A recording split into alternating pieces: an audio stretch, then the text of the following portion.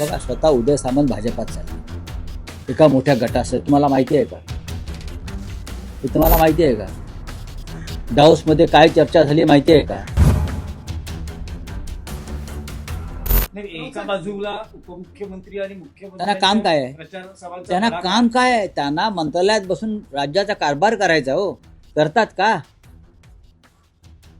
Deputy CM किंवा chief minister, मुख्यमंत्री यांनी खरं म्हणजे मंत्रालयात बसून या राज्याचा कारभार करणं अपेक्षित आहे.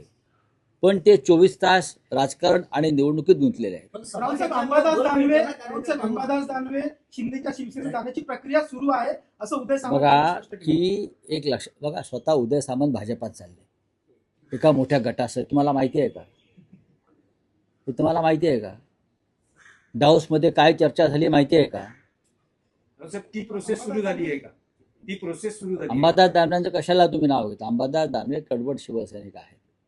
अंबादास दानवे आयुष्यभर एका पक्षात राहिलेले आहेत. अंबादास दानवे यांनी 3-4 पक्ष बदललेले नाहीत. जिथे सत्ता तिथे ते गेले नाहीत. अंबादास दानवे आमचे सहकारी आहेत. तुमचा काय प्रश्न आहे? कार्यकर्त्यांना बळ मिळतं. ते आम्ही बघू ना, आम्ही पाहू ना. ते आमच्या कार्यकर्त्यांना कसं बळ द्यायचं ते आमच्यावर सोडा ना. आम्ही पैशाचं बळ देऊ शकत नाही. कशा प्रकारे बळ द्यायचं हे पक्षावर सोडून द्या, आम्ही बघू. अरे बघा, अहो ते 50 घेतील. त्यांना काम काय? त्यांच्या हाताशी हेलिकॉप्टर्स आहेत, त्यांच्या हाताशी चार्टर विमानं आहेत, त्यांच्या हाताशी पैशाने भरलेले कंटेनर्स आहेत. तुम्ही त्याची तुलना करू नका. त्यांना दुसरं काम काय? राज्यात सत्तेवरती आल्यापासून जनतेच्या हिताचं, राज्याच्या हिताचं एकतरी काम ते करू शकलेत का? फक्त निवडणुका लढवणं, निवडणुका जिंकणं, माणसं फोडणं, माणसं विकत घेणं, हीच त्यांची लोकसेवा आणि महाराष्ट्र सेवा आहे. हा त्यांचा महाराष्ट्र धर्म आहे. पण रावसाहेब, मुख्यमंत्री असं सांगतात, डावोसहून त्यांनी जवळपास 30 लाख कोटींची गुंतवणूक आणली. गेल्या वेळेस 16 लाख कोटी होती, यावेळेस 30 लाख. त्यांनी आधी मागची 16 लाख कोटीचा हिशोब दिला पाहिजे. मागच्या 16 लाख कोटीचा हिशोब झाला, बॅलन्स शीट टॅली व्हायला पाहिजे ना. वकील आहेत ते, आणि त्याच्या मंत्रिमंडळात काही चार्टर्ड अकाउंटंट आहेत, गिरीश महाजनसारखे. त्याच्यामुळे त्यांनी मागचे 16 लाख त्याच्या आधी पण गेले आहेत ते डावसला.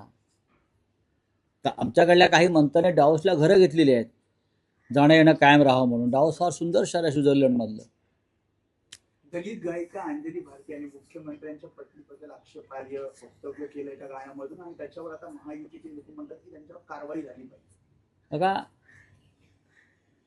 मुख्यमंत्र्यांच्या पत्नी त्या आहेत अमृताजी, तरीही एखाद्या महिलेविषयी अशा प्रकारचं मी काय त्यांचं वक्तव्य ऐकलं नाही. पण आक्षेपार्ह वक्तव्य त्यांच्याविषयी केलं असेल तर त्याचं समर्थन करता येणार नाही. विशेषतः त्या स्वतः एक कलाकार आहेत, अमृता फडणवीस. त्या स्वतः संगीत क्षेत्रात त्यांचं नाव लौकिक आहे, आणि त्यांच्यावरती अशा प्रकारे मला कोणी काय म्हटलेलं माहीत नाही, पण तसं असेल तर मी निषेध करतो.